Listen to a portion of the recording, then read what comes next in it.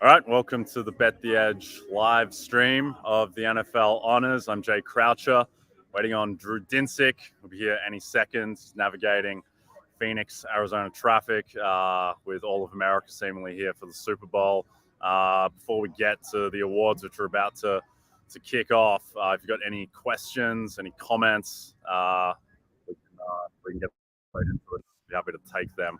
I think we're going to cover all the awards as they come through. We'll probably jump off before MVP because that one seems like something of a foregone conclusion, where I think that's going to be Patrick Mahomes based on the All-Pro voting. So I don't think there's too much suspense there. If anyone wants to put in the comments and back 5,000 to 1 Jalen Hurts with me personally, you can certainly do that. Unfortunately, I think it's going to be Patrick Mahomes if you don't have a Patrick Mahomes ticket. But I believe that the first award that's going to be coming up is Offensive Player of the Year. This is one that I think has a tiny bit of suspense. Justin Jefferson closed extremely short, and I do think that he will win the award ultimately. I think that if there's anyone who can spring a surprise, it's potentially Jalen Hurts as a consolation prize for not getting MVP. At the same time, this award the past couple of years definitely hasn't been a consolation prize for the quarterback who doesn't win MVP. It's just gone to the best skill position player.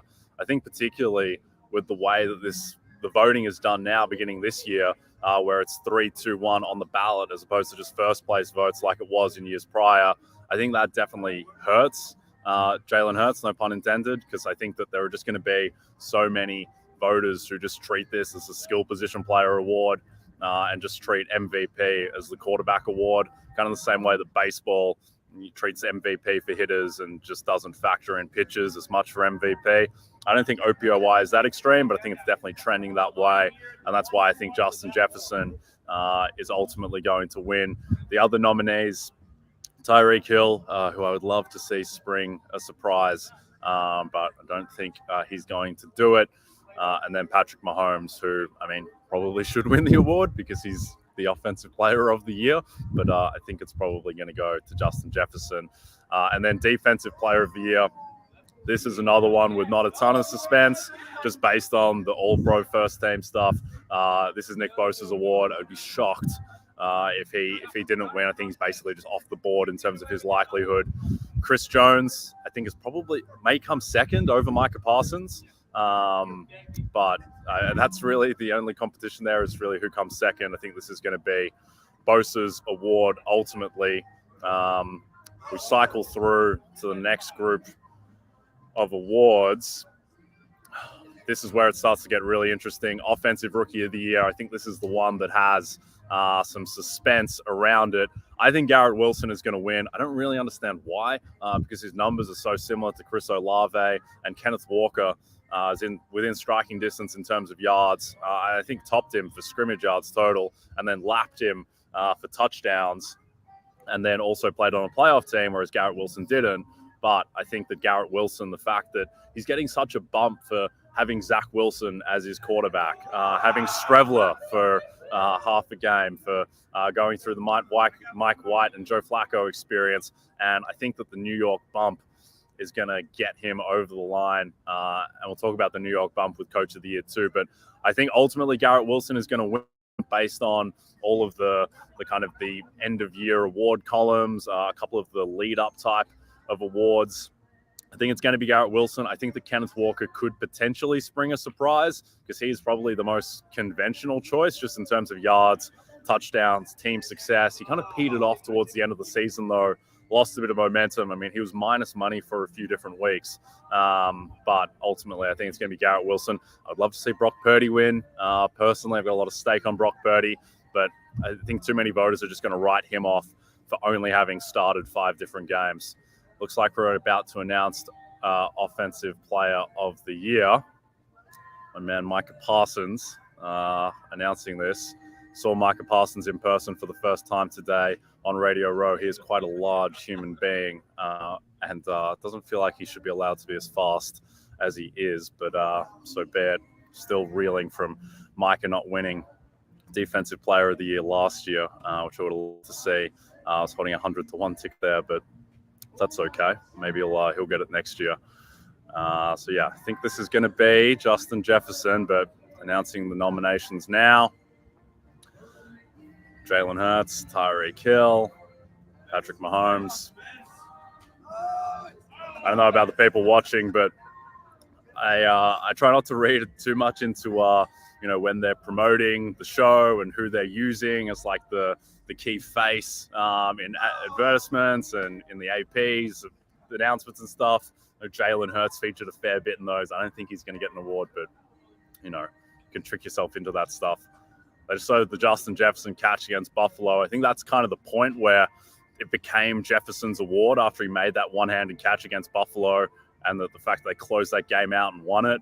After that, that's where he really shifted the odds, and it really started to feel like it was his award. I think Tyreek Hill, I really thought for a good month or so of the season this was going to be Tyreek Hill's award, but just kind of petered off the fact that Jefferson beat him in receiving yards, and then he was dealing with the ankle injury at the end, and his production just fell off a little bit. I think that ultimately doomed him, but here's the announcement.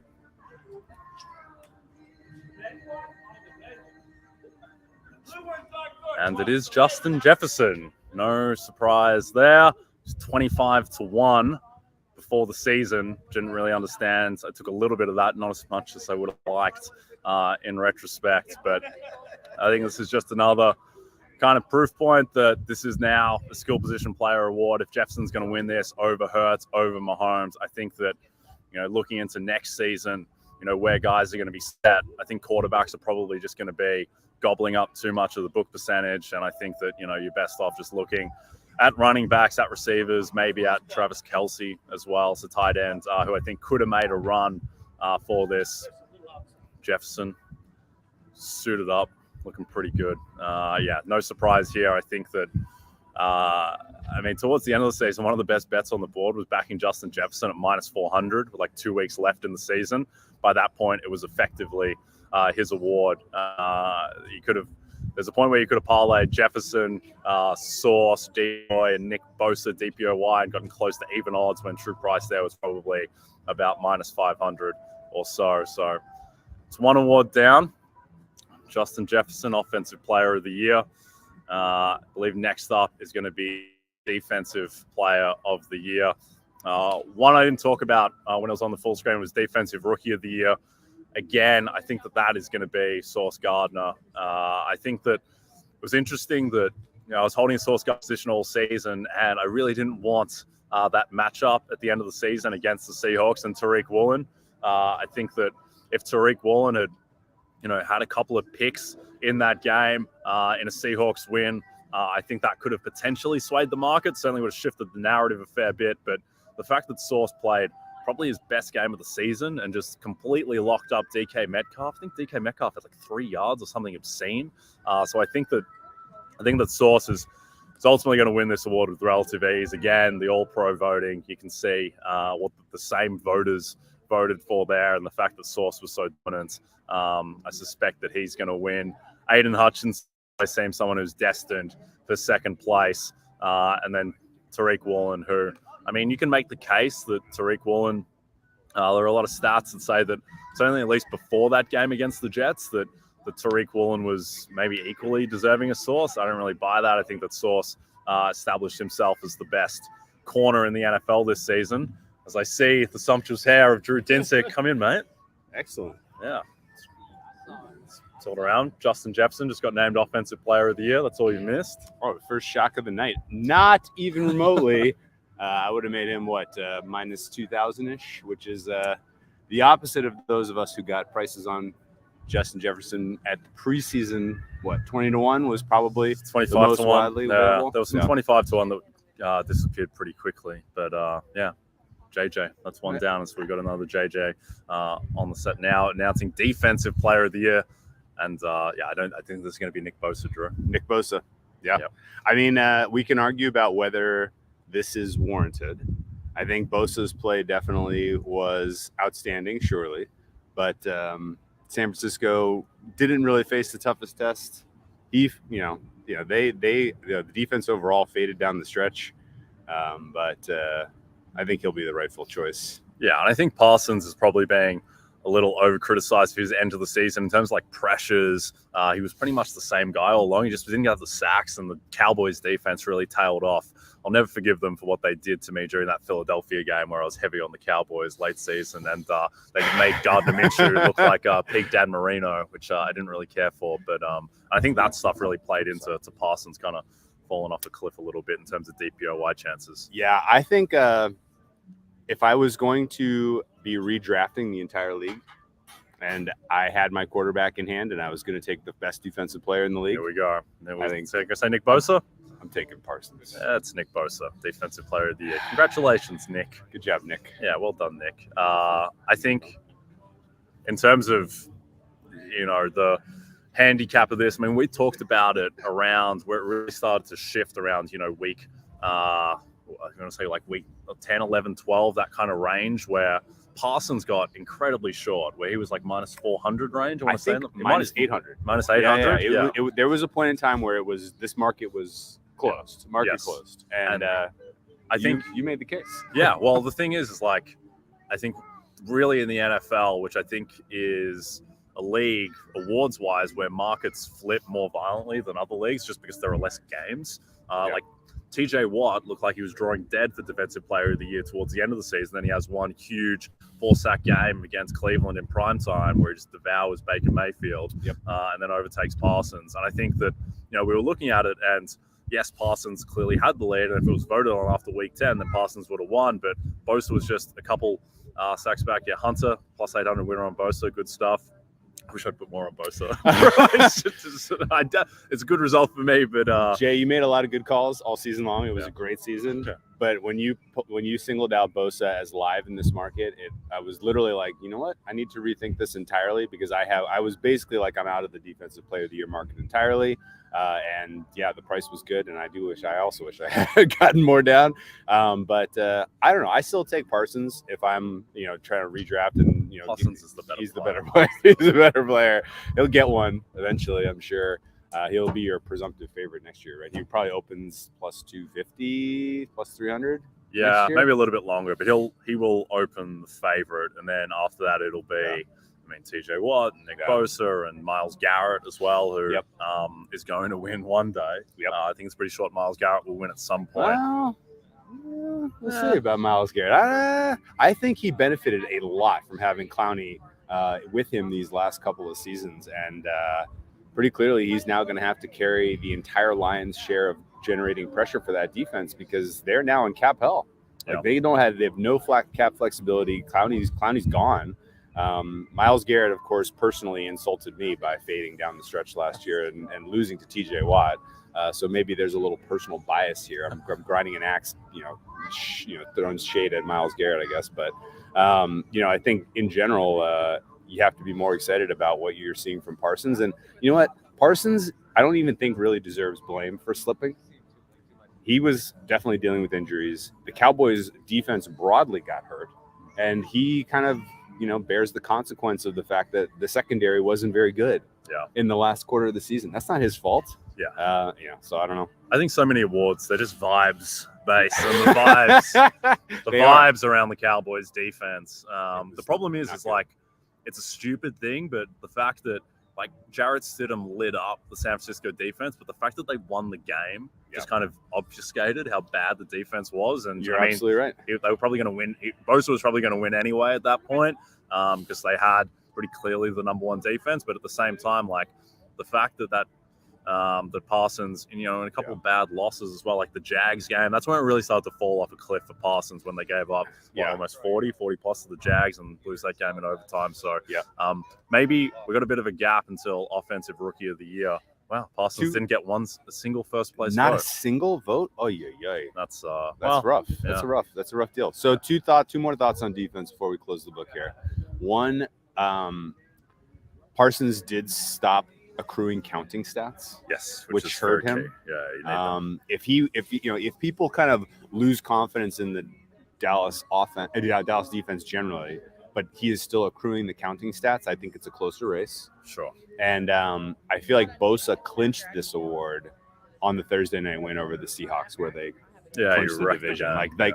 Like really, I don't know that there was anything he could have done down the stretch that would have changed people's mind at No. that point, because they were like, oh, well, you know, Nick Bosa led this defense to the best, you know, the NFC West and the 2 seed. He gets it. Yeah, the reason why, you know, he's effectively, you know, coming in tonight, he's off the board. Like, no one's offering the market, but he is off the board in terms of his true price, is that he won the sack title on the number 1 defense, and he's a really famous name. Like, you can't lose. Like, you just cannot lose in that situation with the counting stats of Parsons falling off, to your point. Let's just do a little setup in terms of, you know, what we need personally in terms of the rest of the awards. So, OROY.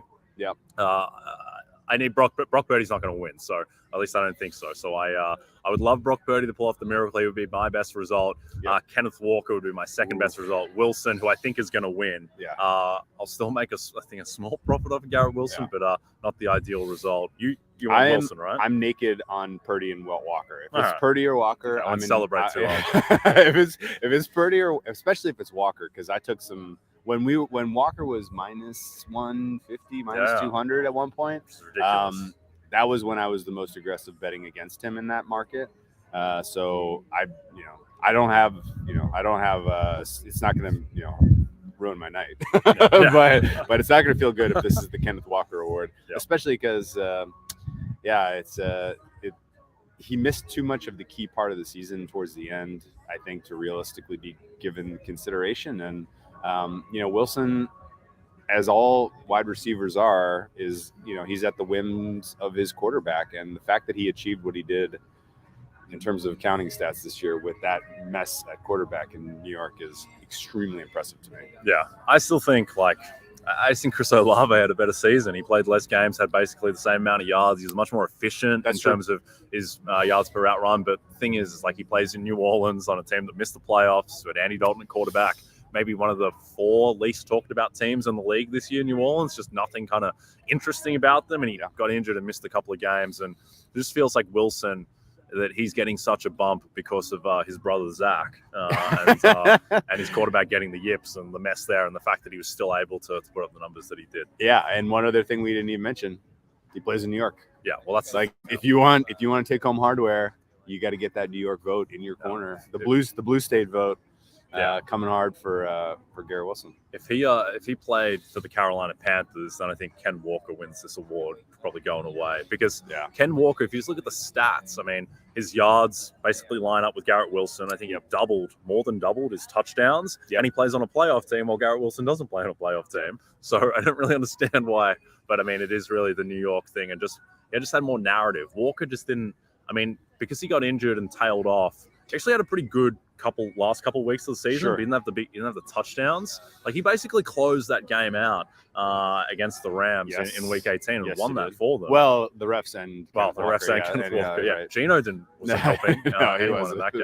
No, he wasn't. So but I do think it's going to be Garrett Wilson. Okay, so people in the comments giving a lot of love to K9. Is that the nickname we're going with, really, for Ken Walker the third? It was KW3. Yeah, I guess it's K9. It's number 9, right? He likes being called Kenneth, right? Ken. Ken? Yeah, Ken. Yes, not Ken. Ken. Okay. Yes, at least that was the report in the middle of the season. You can't be K9 when you're the third. No, it's KW3. Yeah, I'll accept K3. K3, yes. K9, no. Yeah, number 9, fine, but I don't really love number 9 for a running back. I mean, maybe I'm being picky here, but that's not great. D-Roy,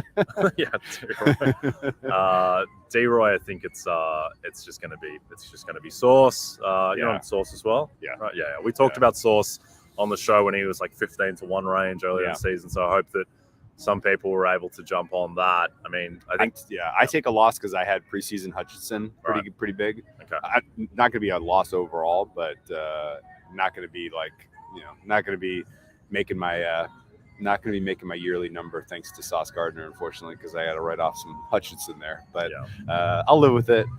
See, weirdly, Hutchinson got the Pepsi Rookie of the Year award. Do you understand what in the world they were thinking there? No, I don't really. Nonsense. I don't care for that. Yeah. Was that like his agent knows somebody at Pepsi or something? I guess so. Yeah. That. I don't know. He's not going to win. He's not going to win D-Roy. Right. Tracy Jordan. Is that a sign? It's a Tracy Jordan for someone. Tracy, is that a sign for K9? I'm just a Tracy Jordan fan. I haven't seen him in public in a while. This is cool. He looks good. He looks like he's happy to be here. There we go. All right. Well, offensive rookie of the year nominees being read out. All right. Well, I'm hoping for Kenneth Walker. You can go to hell, Dinsick. Oh man, Garrett Wilson will be okay. Yeah, Garrett Wilson a lot of weird parlays. This is one of those where we need to see the actual vote count, because there's going to be some down ballot implications here. There he is, K9. Do you think that, like, the thing with Brock Purdy is everyone's saying he only started 5 games, he only really played 6 as the effective starter because he came into that game against Miami for Garoppolo. Yeah. And they're like, no, it's you can't win playing only 6 games, right? Like, isn't 6 games of really, really good quarterback play better than 17 games of receiver play? You're making the case that I was screaming at the top of my lungs the year Lamar Jackson came in and took the Ravens from irrelevance to AFC North winners. I was on Lamar, and he got no consideration. I was so mad. It was the Saquon Barkley year. Oh, right. Well, that was a pretty good year. He had a good year. That was Saquon and Baker, right? Saquon and Baker. Pretty good. But still, like, neither of those guys made the playoffs. Lamar did. Lamar did. Garrett Wilson wins. There you go. All right. All right. Brush the sweat off. No Kenneth Walker sweat here. So not to dog on Kenneth Walker. Great job great season. To me, he was the 5th most important draft choice that the Seahawks made this year. Okay. Interesting. They hit 2 tackles. They hit 2 cornerbacks. Yeah. They crushed the draft for the future at 2 enormously difficult positions to draft. Like, those are tough things to nail in the draft, and they did it. You know what's easy to draft? A running back who kicks ass. Like, that's not really hard. We've seen lots of teams do that. But they got it right at tackle. They got it right at corner. Seattle has one of the most exciting nuclei. I guess not more than one nucleus. It's just, they have one of the most. They have the most exciting nucleus of young talent across the NFL right now. Interested to see the breakdown of awards of first place votes and everything here. Yeah. So Bosa got 46 first place votes, no surprise there, out of 50. Justin Jefferson gets 35 out of 50. Mahomes finishes the runner-up, so not too surprised on that front. Do you think Mahomes? What would you put a price? As a bookmaker, what do you price Mahomes' unanimous MVP? Unanimous? I think pretty unanimous takes a lot. Didn't he get 49 first-team All-Pro votes? And one person voted for Hurts? I think so. All right, well, then he's not going to be unanimous. One Philly guy is going to vote for Hurts this time? I think so. Okay.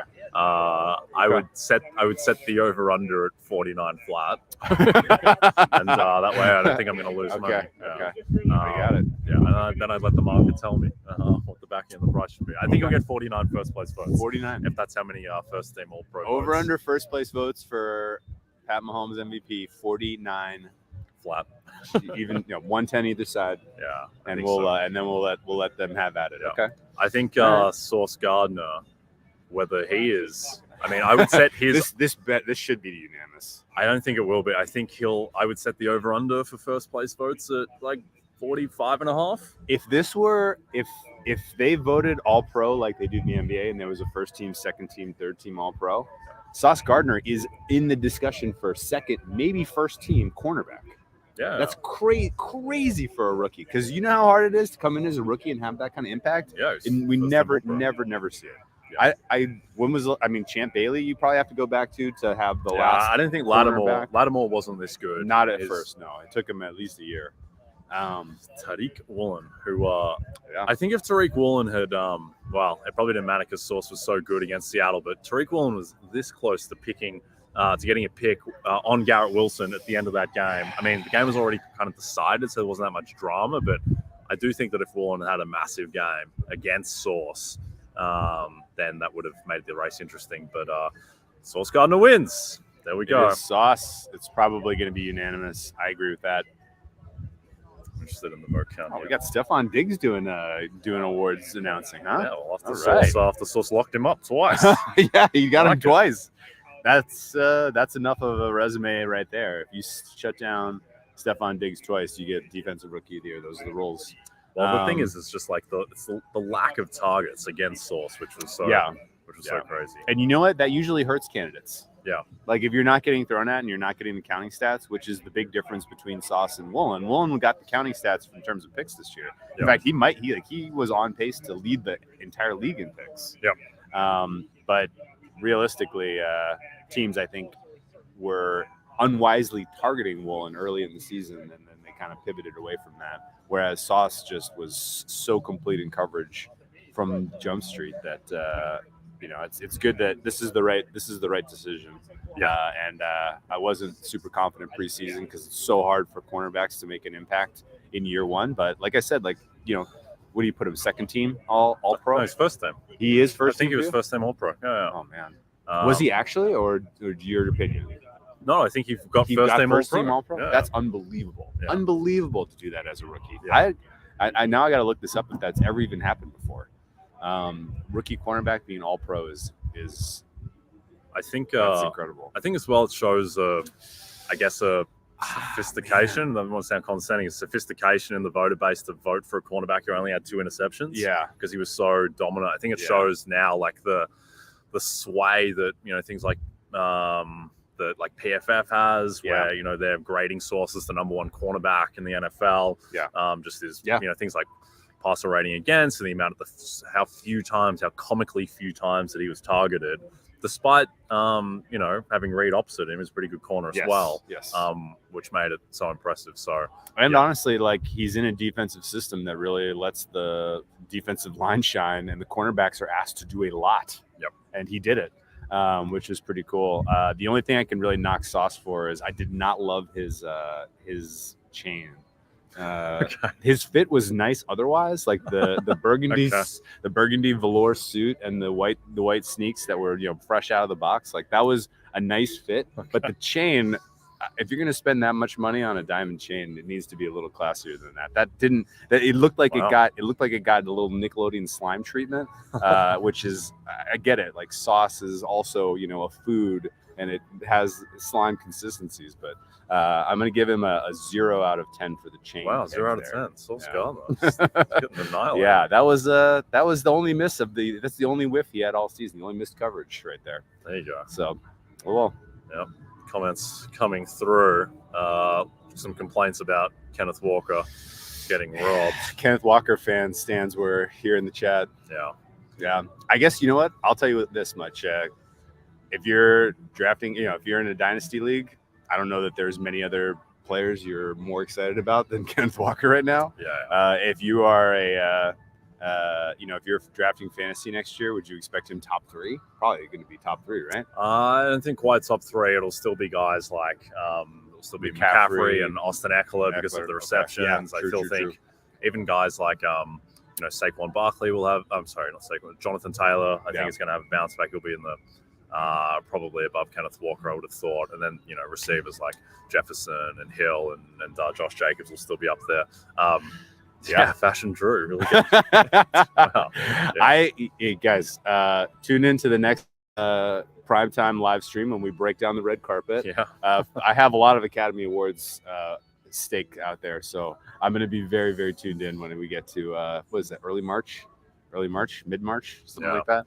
Whenever the Academy Awards get here, we'll refresh on the fashion market. On Kenneth Walker. So this morning on Radio Row, I was talking to Tyler Lockett, and he told me, and look, teammates are going to say this about other teammates, but they don't usually go to these extremes, where Tyler Lockett said that Kenneth Walker, he could tell in the offseason that he was the best rookie that he's ever seen, which is pretty big.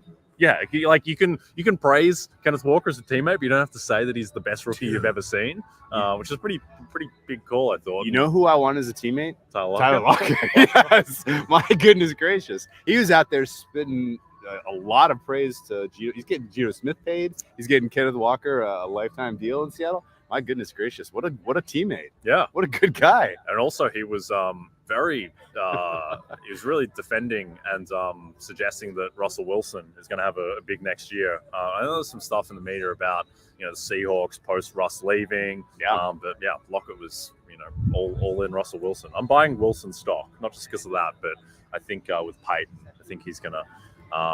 Look, I think comeback player of the year next year, DeMar Hamlin will win if he takes the field. Yes, that will be literally minus 50 I don't Thousand? even really want to think about it because the price, like it's a, yeah, it seemed. I don't want to try to come up with what the realistic probability that he plays again is. Yeah, but I mean, you're absolutely right. Like if he plays, he's the winner. But if in a take Tamar Hamlin out of that market, I think Russell Wilson would be, as we see with, you don't have to come back from an injury, and if he is a all pro, I think it's basically just you're pricing what is like Russell Wilson being an all pro quarterback, and then he would probably just win comeback player of the year. Though it is probably the most loaded field ever because you got Cooper Kupp, you got Trey Lance, Breece Hall. Yeah. I mean, Javonte Williams is probably a tier 2, but I mean, just the ridiculous class. But yeah, that's one I wouldn't rush to place any bets. We'll have to let's put a pin in this and come back to like what are the realistic parameters that can win out a narrative for the comeback player of the year, because this year really put that to the test. I feel like we didn't have a gruesome injury like an Alex Smith coming back from to kind of be the easy obvious. This is how we define the award, and so it's a little bit more fungible. I would say that for sure, at least in my mind, I have to see it to believe it that Peyton and Wilson are a good match. Sure. I don't love how the process went for the Broncos. Okay. There is a pretty clear likelihood in my mind that Peyton didn't really want to go. And Terry Bradshaw, didn't he say this out loud on television? I don't know what's happening. You think that was a little overblown, or you think that's well, real? I just don't know. I don't think it was ideal the way it came across, where Peyton was asked about Wilson having his own quarterback coach, and Brad basically kind of offhand saying, "No, it's not going to happen. We're not going to do that." Yeah. Did we talk to Ross about that? Yeah. I'm clear. That's stupid as, but and here's my general read on Wilson. While George Kittle does a skit with Kelly Clarkson, is that what's happening here? I like that. I'm interviewing George Kittle tomorrow morning. It's be good question content. He is going aggressively into the man bun territory. Best of luck to you, George Kittle. He had a nice comeback this year after being relatively quiet last season. Joey Bosa looking a lot like Bradley Cooper. Christian McCaffrey, you think he's asking for quarterback money his next deal? Yeah, there probably, you go. I today or yesterday I was walking past Christian McCaffrey, and then today walking past Derrick Henry. Okay. I can't believe those two human beings play the same position, and also McCaffrey might be better. Incredible. It's unbelievable. Derrick Henry, I think, could eat 3 Christian McCaffreys. To this day, no better YouTube highlight reel than Derrick Henry high school football clips. Like, you want to have fun in a time when you're like really missing football in the middle of this offseason, just go watch the YouTube Derrick Henry high school clips. Unbelievable. A man amongst boys. Last kind of thought on Russell Wilson comeback player of the year case. I need to see it to believe it.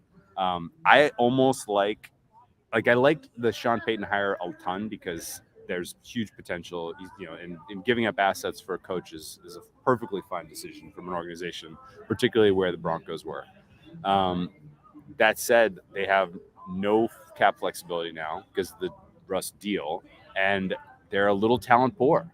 Like, it's kind of all of a sudden a roster that looks like it has a lot of holes, and I'm not sure how you address those with where you are in draft capital and just general talent.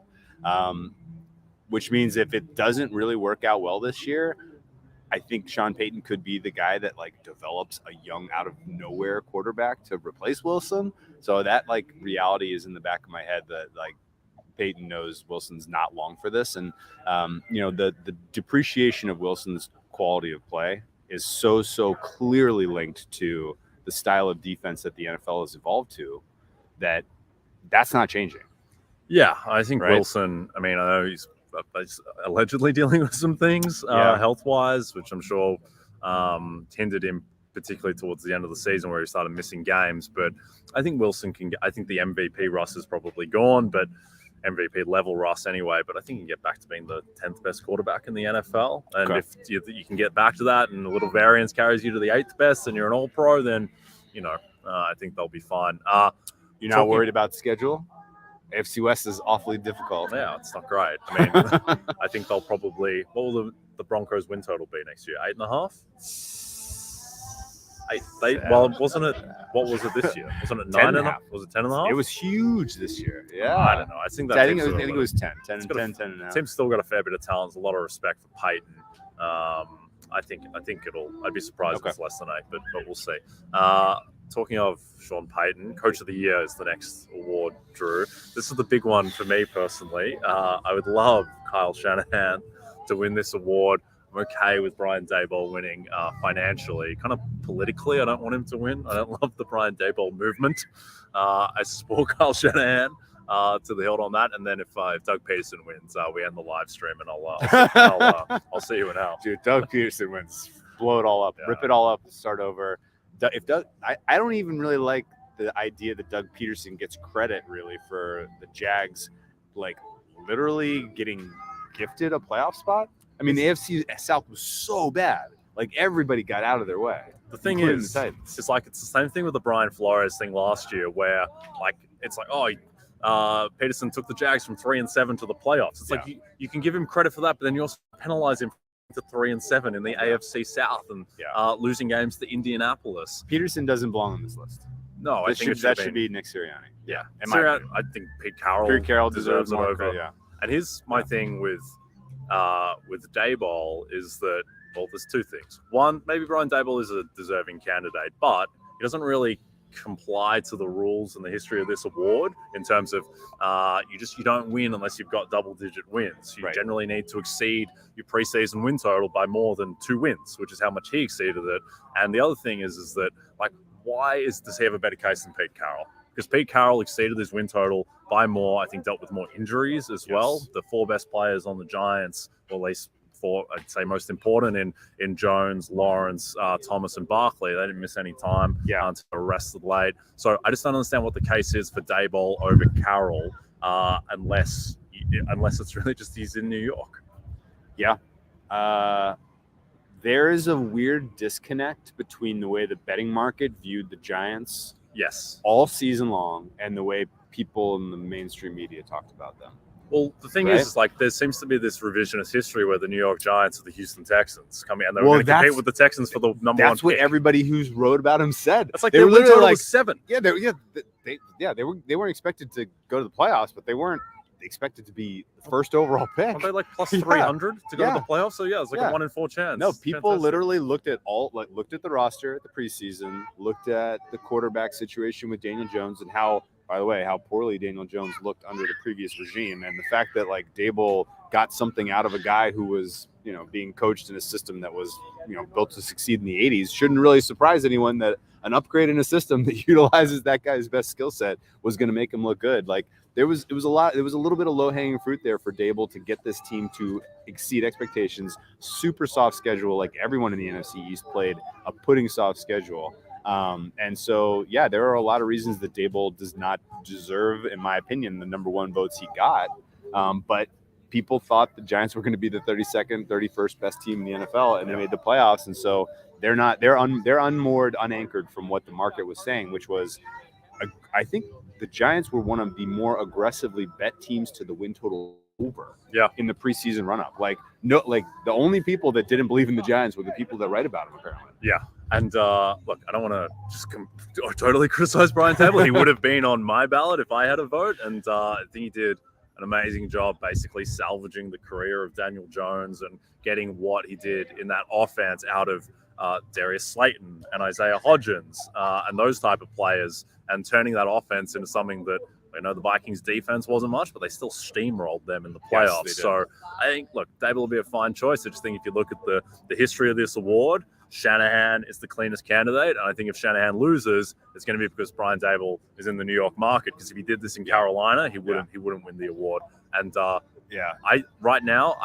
still think Shanahan is going to win, but I think it's a coin flip with Daboll effectively. Yeah. The other kind of key here, which drives me absolutely insane as a handicapper and a bettor in this market, the win that effectively sealed the Coach of the Year case for Brian Daboll was the Giants eviscerating a not even a professional team in the Colts. Let's say he was 17-1 going into that Yes. game, and then wins as what, a minus 300 money line favorite, and then becomes like plus 250. Congratulations, you beat Nick Foles and Sam Ellinger. Nick Foles got knocked out of that game, by the way. Yeah. You beat Sam Ellinger in the second half and just poured it on a team in the Colts that was the worst second half team we've ever seen. Yep. Ever. Yes. Like factually in one game, and overall, like their second halves were horrific under Saturday.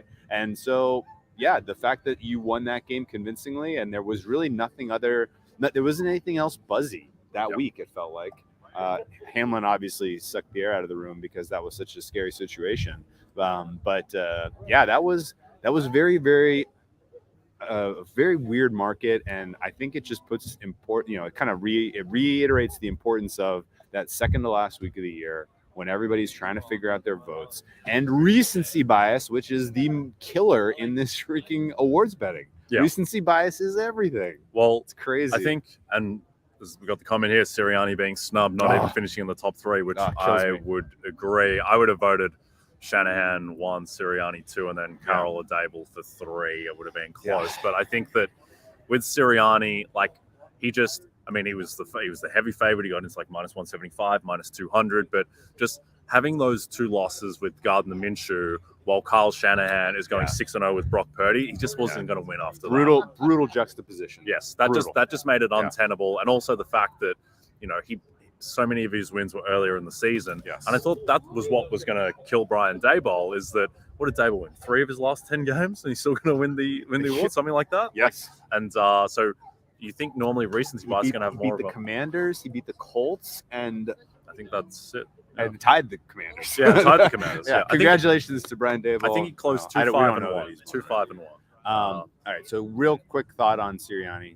You're absolutely right. Those were the juxtaposition with anyone who was kind of thinking through like who is really doing the best job coaching was really zeroed in, I think, on Sirianni and Shanahan. And that particular comparison of look what Shanahan did with the backup versus what Sirianni did, that kind of ended. Anyone who's in that mindset voting is going to attack Shanahan, and I get it. That said, it hurts my heart that Sirianni's not going to win this. I was at the Waste Management Open today. Unbelievably well done event. So much fun. Can't wait to go back tomorrow. We were just there with general admission passes.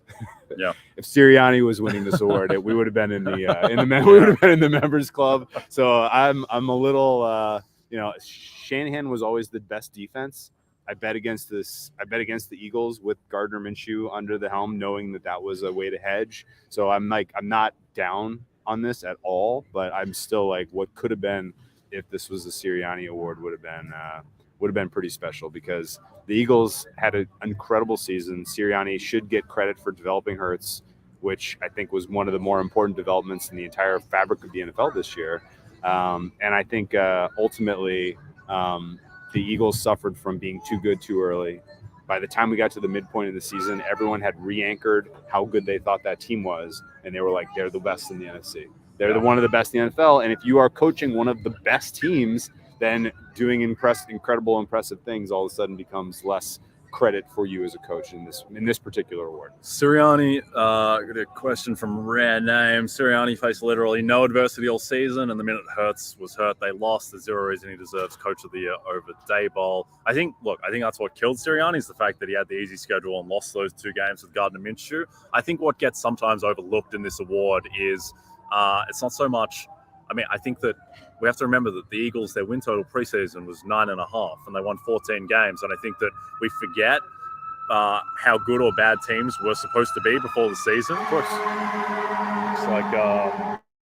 It's like someone had a Kenneth Walker ticket and got a little upset. It's probably, either that or they were overserved at the Waste Management Open, which happened a lot. Yes. There was a lot of very funny drunks out there. Yeah, I'm not surprised. I think that, Sirianni v. Daboll. Sirianni, I think that you also have to treat like the system that you create and what he turned. No one knew if Jalen Hurts is going to be the future quarterback of the Philadelphia Eagles coming into this season, and now he's probably going to finish second in MVP. Sirianni has to get credit for that. Sirianni is the best coach in terms of fourth down decision making. And when I say best, I mean he just goes for it every time, which makes you the best, at least statistically. So I think Sirianni is a fantastic coach. As someone holding a Kansas City Chiefs ticket for the Super Bowl, I'm very scared of Nick Sirianni and the fact that I don't think he's going to make the wrong decisions. Yeah. And I think the other thing that hurts Sirianni, which is a fair criticism, is the Eagles' success. If you really want to give one person credit, it's the job that the front office did establishing how much talent is on this roster. Like, you don't just fall into a roster this talented by accident. This is carefully crafted and kind of a perfect modern football team. Yeah. And Sirianni, to me, gets credit for developing Hurts. He gets credit for being aggressive in terms of fourth down decision making. And like, if you're gonna say, well, what is the coach responsible for? Like, that's it.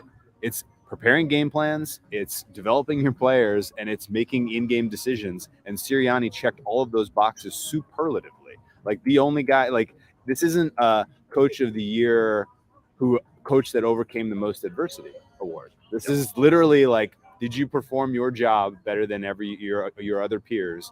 And Sirianni, at a minimum, deserved top 3 for that because of what he did this season. And realistically, to me at least, I would put him over Daboll, and I would put him a hair below Kyle Shanahan. And only because Shanahan was able to do what he did with Purdy, you have to tip your hat. Yeah, I would definitely be putting Sirianni over Doug Peterson at the absolute least. So Coach of the Year is it's coming up, Drew. This one is the most wide open of all the awards, by the way. Yeah, like this could break either way, and I'm not going to be surprised. On Kyle Shanahan. One time, Drew. time. We got Coach Deion Sanders out to read this. All right. Colorado Buffs coach Deion Sanders. I'm using my one time on this. One time. One time? One time. Give me the one time. This is what you're using on? I've used the one time many times, but this will be one of the several one times. Oh man, I'm nervous. Oh, of course, feels like it's going to be Daboll. Deion is vamping. He's doing his thing. He loves him some camera. I get it. It's fun to see Deion. Feels like it's going to be Daboll, doesn't it? Need all the second place votes for Shanahan. Needed to cook in the kitchen with those seconds and thirds. There were some moments when we were doing the accounting of people who wrote articles, and I thought it was surely going to be Shanahan, but I just don't have that confidence right now. I'm going to take a double loss if it's Daboll, and I'm going to be bummed. Let's not read the chat. We're on a slight delay with this. I want to see it come up. I don't want to see that man, Brian Daboll. It's tough too because Daniel Jones beating the Colts just doesn't do it for me. There he is, Kyle Shanahan. Yeah, Brock Purdy. It's the last pick in the draft. Voters, recognize that. Recognize it. Mr. Irrelevant went undefeated with Mr. Irrelevant is incredible. Gatorade bath for beating the Colts. Hold on. Go pump that fist, Kyle Shanahan. Oh boy, here we go. If Doug Peterson wins, no, he's not. I can't even believe he got enough votes to be up here. Don't look at the chat, Drew. Don't look at the chat. And the winner is more Deion vamping, of course. Why is he vamping so much? Just say the name, man. This is the Deion Sanders show. You didn't know that? Prime time. What's going on here? It's prime time, Jay. You got to say the name. It's prime time. Oh, now he's doing it. How do I turn on this Surface tablet? No! Oh, no. Oh, no. Oh, Kyle. How? We barely knew you.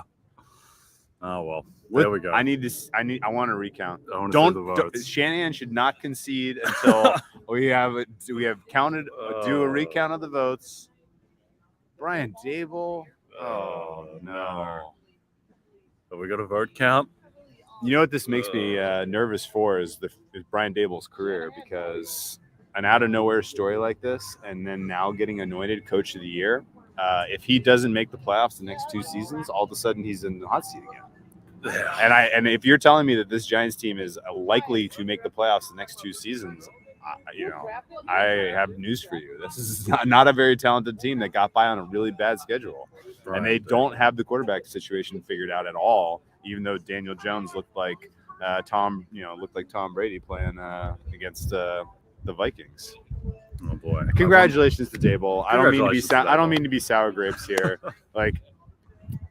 So first of all, Brian Daboll was an incredible hire by the Giants. The Giants have a tendency to stick with guys even if it's a little bit rocky. So I have faith that he is there for the long run, and he'll have 4 or 5 years at a minimum. And hopefully, continues to develop Daniel Jones, maybe even gets his chance to pick and develop his own quarterback. And honestly, the GM that they picked as well, was it Shine? The guy they brought in from I can't pronounce his last name. The guy they brought in from Buffalo also did a pretty impressive job, I thought, of navigating a really, really a roster full of holes. Man, that's annoying. They reopened Daboll 4-1 after that Colts game. Oh no, it was so close. What was the number? Brian Daboll got 16 first place votes, Shanahan 12, and then ultimately one with more second place votes. I didn't see that coming at all. I thought it would have been a bigger gap in first place votes, and Shanahan would have got more seconds. But under the old and the new rules, Daboll would have won. Yeah. And then Doug Peterson. And honestly, the fact that third place votes were kind of throwaway, only 1 point, and Shanny got. So Daboll was off ballot, off 17 ballots, and wins Coach of the Year. That's fine. That's a fine thing to leave him off. Oh man. And Shanahan was off ballot. See, that's the surprising thing to me, is that Shanahan was off 18 ballots. So I thought he would be on 42 ballots, and they would get enough seconds and thirds to propel him. But ultimately, he lost by 23 points. Yeah. So that makes you feel better than had he lost by 1 point. Something. I actually feel better looking at this too, in that Nick Sirianni was 5th. He was behind Sean McDermott. People voted for McDermott because of the Hamlin thing. Unbelievable. Someone burnt their vote on Kevin O'Connell. Someone burnt their vote on Dan Campbell. Kevin O'Connell and Sirianni were pretty close. Yeah. My goodness. Unbelievable. All right, well, we got one more award that we're going to cover on this, Comeback Player of the Year. God, McDermott got 7 first-place votes. I would have set the over-under at 3.5 there. Yeah. McDermott got 7 first-place votes? Yeah, unbelievable. I think Geno Smith's going to win Comeback Player of the Year, right? Yes. Yeah. Saquon Barkley, any chance? Well, I mean, if Daboll can win like this, maybe the New York tilt is enough. That is extremely surprising to me. If you told me that Brian Daboll is only going to get 16 first place votes, I would have told you Kyle Shanahan's minus 1,000. But the expectations for the Giants next year are going to be out of control. This team thinks this fan base thinks they're good. Yeah, it's annoying. Oh boy. Oh well. Let's talk quickly about Comeback Player of the Year. Geno, McCaffrey, Saquon, Nick Gates' name not on there. Neither is Brandon Graham's. We're not got a little bit of a late push, but was just never going to have the fanfare after. I still can't believe last year that Nick Bosa was the 4th best defensive player of the year, coming off a torn ACL, and didn't get a vote for Comeback Player of the Year. This is the most bizarre market that is overwhelmingly driven by narratives that literally people are just looking to write a story at the middle of the season, and it starts a guy's case. Yes. And then the betting market reacts. We shape the betting market because we read those stories, and then snowball rolls downhill. I mean, there are people, we talked to Peter King, did a specific interview where we were kind of getting his read on this. He voted for Nick Gates. And it was basically, he was like, I want to vote for the guy that is coming back from the most, difficult injury that was, a difficult injury that realistically could have ended his career. And some people otherwise are like, I like this. I want to write my column saying I supported Geno Smith's comeback case because he came back from the dead. And this is the most fluid and most kind of choose your own adventure, however you want to pick your candidates here. But I mean, Geno Smith deserves recognition for what he did this season. We talked about this already. And I'm going to be disappointed if it goes to one of the running backs, even though I think I profit the most financially if it's Barkley. I do as well, but Geno will still be a great result. Christian McCaffrey, again, is a wrap it up type of scenario. I don't think McCaffrey is going to win. I just don't think he has enough narrative. I think if you asked football fans what Christian McCaffrey's injury was last year, I reckon 10% would know. Was it an ankle? It's an ankle and a thigh. Ankle and a thigh? A little bit. Maybe a little a hamstring leg? as well. It was a lower body injury. Lower body injury. Incredible comeback from a running back coming back from a lower body injury. We're all very, very impressed. Yes, I think as well that you got traded to Kyle Shanahan's offense. It's not a great. He was doing nothing in Carolina effectively. I can't believe Daboll won. Well, I thought I was pretty sure I was at least looking at a consolation Shanny at 30-1 type of deal. It's that's this year's Jonathan Taylor OPOY, this year's Micah Parsons DPOY, but Oh man, so many people put Shanny third. Well, I'm surprised that 18 people left Shanahan off the ballot entirely. That's like a very big chunk of voters. More than a third of voters. We don't need to dwell on coach, but Shanahan's probably the first coach drafted if you had a coach draft. Is he? I think so. Yeah. He's certainly in the discussion. It's age and a kind of cutting edge offense. Like that's the guy you want, right? Shanahan, Reid, Sirianni.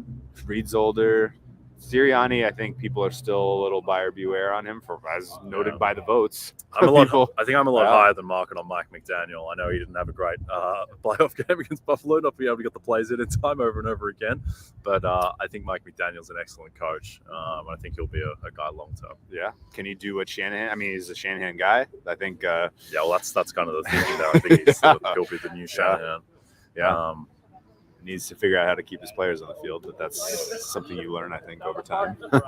Yes. I don't know. Any other kind of lasting thoughts on comeback player of the year? The fact that we got a Seattle Seahawk out, a good thing. It's the fan of the year. Fan of the year. Who's number 22? It's not the 12th man because the 12th man would is be not 12. the 12th man. I don't really understand that. I don't remember who 22 is. Is that Marshawn Lynch jersey? No, Marshawn Lynch was 24, right? I think we're missing something obvious here because Geno's 8. Yeah. But I think with Saquon, Saquon would have won the award had he had a bigger game against Indianapolis when they clinched the playoffs. If he'd gone for 120 and a touchdown, but he just wasn't used because they didn't need him. And that bad man Brian Daboll was too clever and utilized Daniel Jones in the rushing game instead of Saquon. So I don't think Saquon has. I don't think he has the kind of. I don't think he ended with the momentum to win it. But I think he's more likely than CMC. But we'll see. I might look like an idiot in 20 seconds, but I would be shocked if Geno Smith doesn't win this award. You know what? Geno's number 7. Sorry. You know what? Kicking. I feel like we got specifically kicked by Barkley personally because in the same time window when the votes coalesced around Brian Daboll and a New York Giant could have run away with this award, he threw his hat in the ring for Nick Gates. Yeah. And the Giants as a collective made like a whole social media push to be tell the Nick Gates story. The problem was in that social media push, Nick Gates was like, yeah, it wasn't that bad. It didn't really hurt that bad. He threw cold water on the comeback case himself. But the fact that Barkley didn't lean into it, I think was surely this has to be Geno if it's a Seahawks fan reading it out. That would be pretty. That would be pretty. That would be extremely strange if this is Saquon Barkley. We have a Seahawks fan, Geno Smith, comeback player of the year. There we go. No surprise there. Geno takes it. Yeah. Yeah. Damn. Well, a lot of what might have been. This feels there's a familiar feeling. It's starting to become a familiar feeling about very close calls with some pretty awesome prices. Number 22 to close the door here, Trey Brown. That's got to be he got that for the 2022 draft maybe. Okay. He was he was to support the year 2022 because I don't think I don't think he's a hardcore Trey Brown stan, right? I don't think so either. Yeah. There it is, Geno Smith, who I think we talked about when he was 20-1, that type of range. So people back that. And I think it just, what it came back to ultimately is that it was just so ridiculous that Geno Smith became the thing that he did, and the fact that people scoffed at the idea that Geno Smith was going to be the quarterback over Drew Lock. And I think probably most smart people would have said you should go with Drew Lock because he's the one who has higher upside and more variance. And why are you going with Geno Smith, who's basically, Chad Henne or whatever, worse version of Chad Henne, and had never done anything, because this just doesn't happen. You don't become a top 12 quarterback in the league after being on the sidelines for 8 years or whatever Geno Smith was. So when we previewed the season, I'm pretty sure we did not know that Geno Smith was going to be the quarterback. Yes. Yeah. Oh, yeah. I would have thought it was Drew Lock. I think Drew Lock was probably the favorite. I think he was in the market. What do you think long-term happens with Geno Smith in Seattle? From the kind of buzz in the information space, and people, you always learn some new interesting things talking to NFL people at Super Bowl week. But it sounds like Smith inclined to take a team-friendly deal.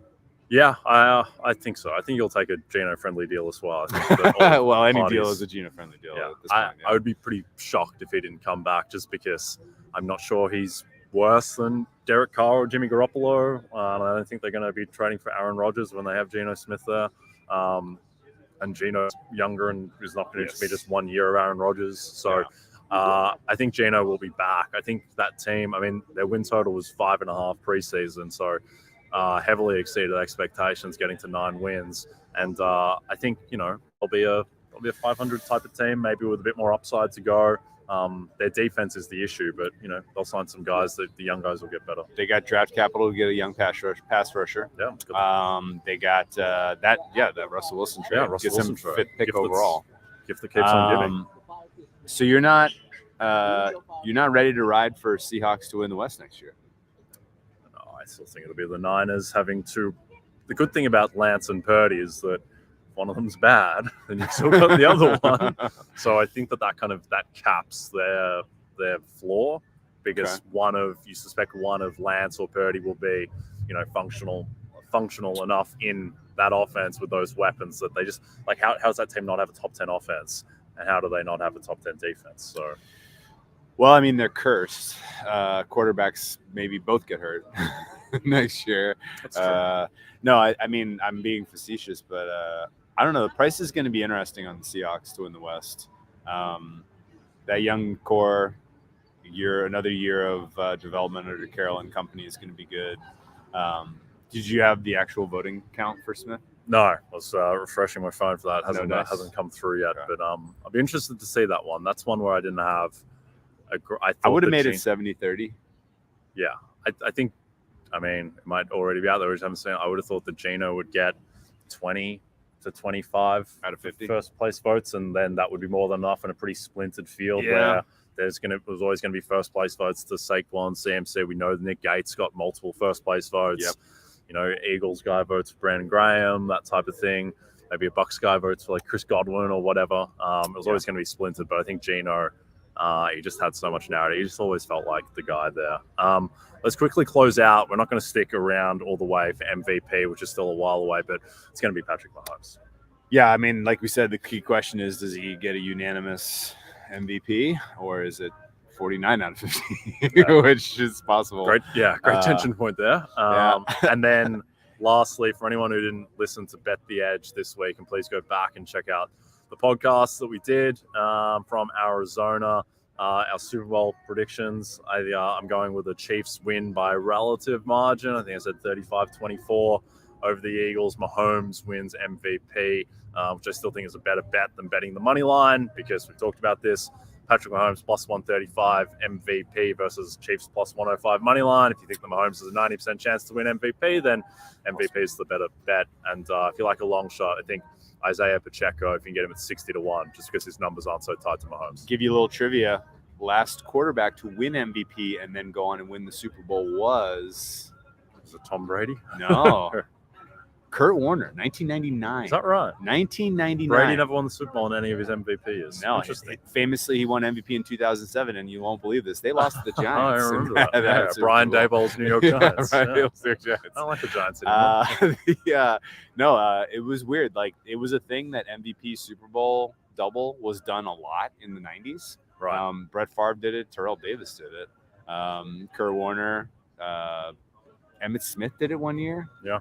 And then I'm forgetting one. There was 5, maybe Steve Young. But whatever the case was, it hasn't been done since 99. So it would be quite the feat. Yes. But I believe in him because I don't know. This is, who's your second choice for MVP if you're filling out a ballot? I mean, sure, Burrow, I guess. Burrow, Hurts, pretty close there. I think those are 2 and 3. I think Allen just had too many picks in the end and just too many weird turnover plays that I would probably go. Took a lot of points off the board. Yeah, I can't really split Burrow and Hurts. I'd have to think more about it, but probably Burrow just because he played an extra couple of games as well. Okay, and then you get 5 choices. Yeah, you get 5 choices, right? So probably Allen, 4, and then 5. I'd have to think. Is there a 5th guy who jumps out to you? Well, the 5th finalist is Justin Jefferson. Well, does that sit well with you? No, it doesn't. That doesn't sit great with me. Yeah. There's not really. I mean, Tua had a surge, but he fell off so much and missed too much time. Lamar Jackson would have been that guy had he stayed healthy, but he did not. Geno Smith was even in that mix for a while. I don't think that's absolutely insane. Maybe a little bit insane, but no, I think there's a clear top 4, and then you can pick your own 5th guy. Yeah, that's fair. Yep. You want to close off with your Super Bowl pick? Yeah, we're on record here. I'm going to go 31-17 Chiefs. Chiefs cover the alt spreads. Game goes under the total, and it's largely because experience matters in this type of moment. Yes, it does. All right, well, thanks everyone for tuning in. Thanks to everyone who posted comments, who posted questions. I'm sorry we couldn't get Kyle Shanahan across the line. We did everything that we could, but I hope people backed. We gave out a pretty decent numbers. Geno Smith, Sauce Gardner in particular, Mahomes as well, who I'm just going to go and project as one MVP. Going to treat that as a reality. So thanks everyone who listened to us talk about these awards all year long as well. They're really fun to handicap. Also, Nick Bosa, I know some of you backed him at plus 800, that type of range. So that was a good golf one. Clap for you. Well done if you did that. Very good. And any final thoughts, Drew? No, it's been a super fun season. I hope you guys enjoyed all the content of talking about the awards because that's what we like to talk about. Yeah, absolutely. It was great. If you do listen to the show and you listen to us, then you're probably on the Chiefs. So let's hope the Chiefs get a win on Sunday, and we'll be back on Monday to break it all down on the Bet the Edge podcast. Thanks, guys, for tuning in.